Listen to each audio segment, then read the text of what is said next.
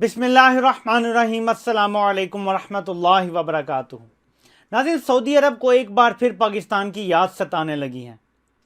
اس کی کیا وجوہات ہیں میں آپ کے سامنے رکھتا ہوں۔ ایسا کیا ہوا کہ اچانک محمد بن سلمان پرائم منسٹر عمران خان کو فون کرتے ہیں اور دعوت دیتے ہیں سعودی عرب کے دورے کی؟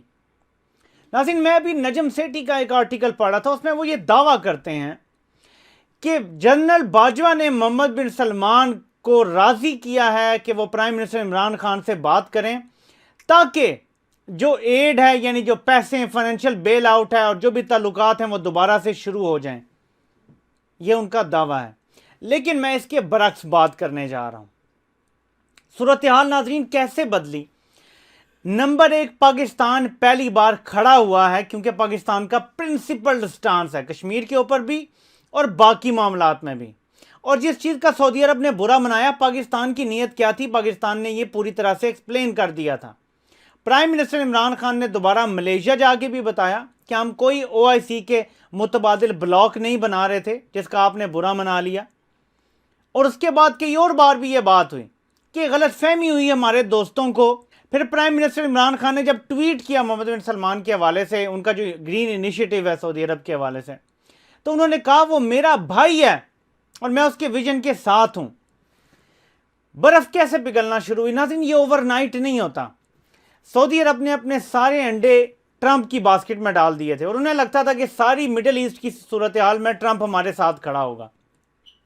صورتحال بدلتی ہے، امریکی اسٹیبلشمنٹ فیصلہ کرتی ہے کہ ٹرمپ کو سائیڈ وے کرنا ہے، بائیڈن الیکشن جیت جاتا ہے۔ ایران کا بڑا کردار ہے اس میں۔ سعودی عرب سب سے زیادہ نقصان میں جاتا ہے جب امریکہ اور ایران کی ڈیل ہو جاتی ہے۔ 2015 میں جب اوباما نے ایران کے ساتھ نیوکلیئر ڈیل کی تھی تو آئل کی انٹرنیشنل پرائس $113 یا $126 فی بیرل سے صرف $26 فی بیرل پہ آ گئی تھی۔ پاکستان میں پیٹرول کی قیمت 113-14 روپے لیٹر سے ایک دم 70 سے نیچے آ گئی تھی پر لیٹر۔ سعودی عرب کا بنیادی جو ارن کرتے ہیں ریونیو، وہ اپنی آئل ایکسپورٹ سے کرتے ہیں۔ آلریڈی سعودی عرب کی معیشت جو ہے وہ ڈاواڈول ہے، آپ کو پتہ ہے، کیونکہ وہاں پہ حج عمرہ وغیرہ بھی پچھلے پورے سال میں آپ دیکھ لیں کہ کیا صورتحال ہے۔ سو ان کا آئل اور ٹورزم جو ہے ریلیجس، یہ ان کی بنیادی انکم ہے۔ سعودی عرب کو ایک بڑا جھٹکا لگا تھا 2015 میں، اور اب صورتحال کیا میں آپ کے سامنے یہ خبر رکھتا ہوں۔ امریکہ نے یہ اگری کیا ہے کہ ایک نیوٹرل جگہ پہ جو لوگ ایران کی ڈیل کا حصہ تھے، کچھ ممالک جس میں چائنا بھی ہے، یورپین یونین بھی ہے، ان کے ساتھ بیٹھ کے معاملات طے کیے جائیں، یعنی مڈل میں ان کو ڈالا جائے، ڈائریکٹ ایران سے بات نہ کی جائے ابھی، اور ایران کو راضی کیا جائے کہ جو تمہاری نیوکلیئر انریچمنٹ ہے وہ معاہدہ جو 2015 تھا اس کے لیول پر لے کر آؤ، تو پھر آگے معاملات چل سکیں گے۔ ایران کے پاس جب یہی لوگ جائیں گے، یعنی یورپین یونین کے نمائندے یا چائنیز یا جو بھی، تو وہ ایران ان کے سامنے ڈیمانڈ رکھے گا کہ امریکہ سے کہیں پہلے جو اس نے ہم پہ پابندیاں لگائی ہیں وہ ختم کرے، کیونکہ معاہدہ امریکہ نے یک طرفہ طور پہ توڑا تھا، تو غلطی امریکہ کی، امریکہ سدھارے گا تو بات آگے چلے گی۔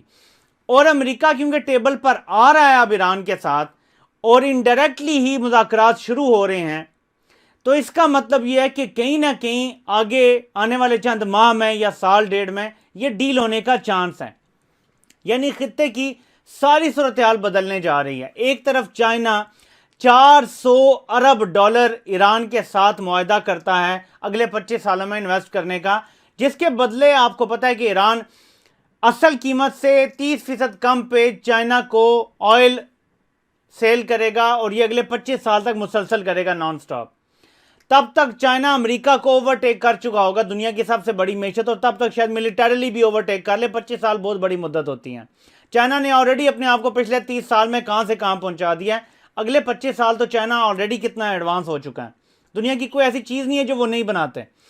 تو صورتحال کیونکہ خطے کی بدلتی جا رہی ہے، دوبارہ سے پاکستان کی ضرورت پڑ گئی ہے۔ وہ امریکہ جو ان کے دفاع کی ضمانت بنتا جا رہا تھا، اس کی ضرورت پڑ گئی ہے۔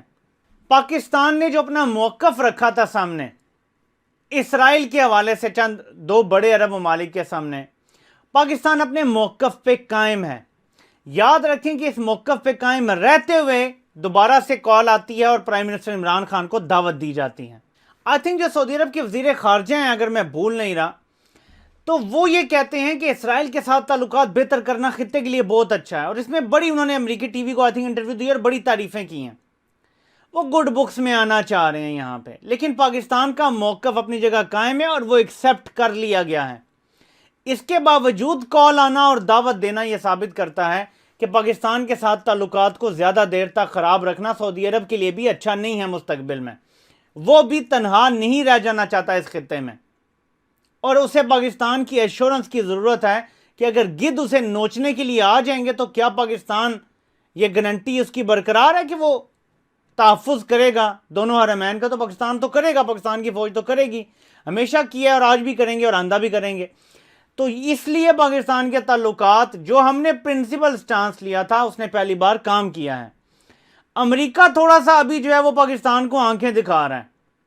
امریکہ نے آپ کو پہلے تو یہ کلائمیٹ کے حوالے سے جو میٹنگ ہے اس میں پرائم منسٹر عمران خان کو نہیں بلایا, پھر دوبارہ بنگلہ دیش اور انڈیا کی انپٹ لی جا رہی ہے لیکن پاکستان کو وہاں بھی انوالو نہیں کیا گیا. امریکہ آنکھیں دکھا رہا ہے آپ کو, امریکہ آپ کی بازو مروڑنا چاہتا ہے. کیوں؟ اس کی وجہ ہے, جہاں امریکہ خود ایران سے ڈیل کر لیتا ہے وہاں ہمیں سعودی عرب اور امریکہ اس ٹائم مل کے ایران سے گیس پائپ لائن نہیں لینے دے رہے تھے, لیکن اب صورتحال آگے چل کے بدلے گی.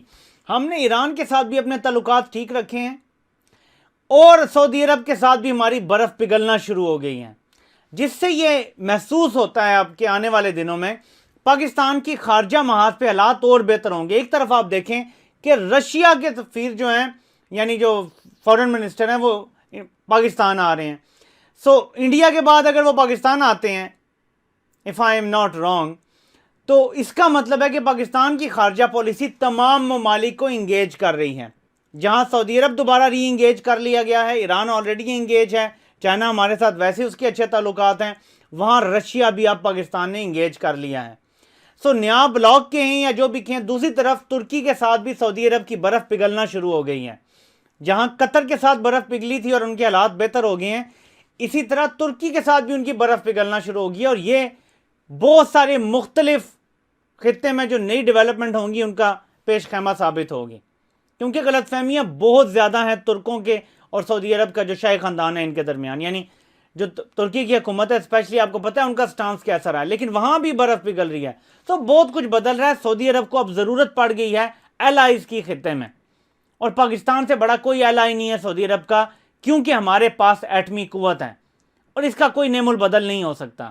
سو پرائم منسٹر عمران خان نے ایک انٹرویو میں کہا تھا کہ ہمیں اپنی اہمیت کا اندازہ نہیں ہے, ہم ایک ایٹمی قوت ملک ہیں, ہم اپنے آپ کو انڈر سیل کرتے ہیں جو ہمیں نہیں کرنا چاہیے. پاکستان کھڑا ہو سکتا ہے کیونکہ پاکستان کے پاس طاقتور فوج ہے, ایٹمی قوت ہے, اور دنیا کی جو جتنی بھی چیزیں ہو سکتی ہیں جو کسی ملک کو امیر بناتی ہیں وہ سب ہمارے پاس ہیں. ایک تیل گیس نہیں ہے نا, لیکن باقی ہر قسم کی چیز اللہ نے یہاں دی ہوئی ہے.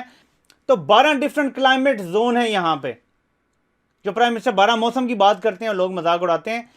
12 ڈیفرنٹ کلائمیٹ زون ہے پاکستان میں, جہاں دنیا کے مختلف ممالک میں جو چیزیں لگ سکتی ہیں نا, وہ 12 مختلف موسموں میں لگنے والی چیزیں پاکستان میں لگ سکتی ہیں, مختلف جگہوں پہ, مختلف ایریاز میں. کہیں ڈرائی موسم ہوگا, کہیں نمی والا گرم موسم ہوگا, کہیں ٹھنڈا ہوگا نمی والا, کہیں ڈرائی ٹھنڈ ہوگی. میں آپ کو مثال دے رہا ہوں, کہیں پہاڑی علاقہ ہوگا, کہیں ڈیزرٹ ہوگا ایریا, کہیں دریاؤں کے ساتھ ہوگا. تو پاکستان کو اللہ نے سب کچھ دیا ہوا ہے, ہم کسی کے محتاج نہیں ہیں. صرف ہم نے اپنی معیشت کو مینج کر لیا اور عوام کو یہ احساس ہو گیا کہ اپنا ملک ہم نے خود چلانا ہے, تو دنیا ہم سے انشاءاللہ ٹکر نہیں لے گی, نہ ہم سے منہ موڑ سکتی ہے. آنے والے دنوں میں اور بہتری آپ کو پاکستان کی خارجہ محاذ پہ انشاءاللہ ہوتی ہوئی نظر آئے گی. آپ سے انشاءاللہ اگلی نشست میں ملاقات ہوتی ہے. اللہ پاک آپ سب کا حامی و ناصر ہو. آپ سب کے سننے کا بہت بہت شکریہ.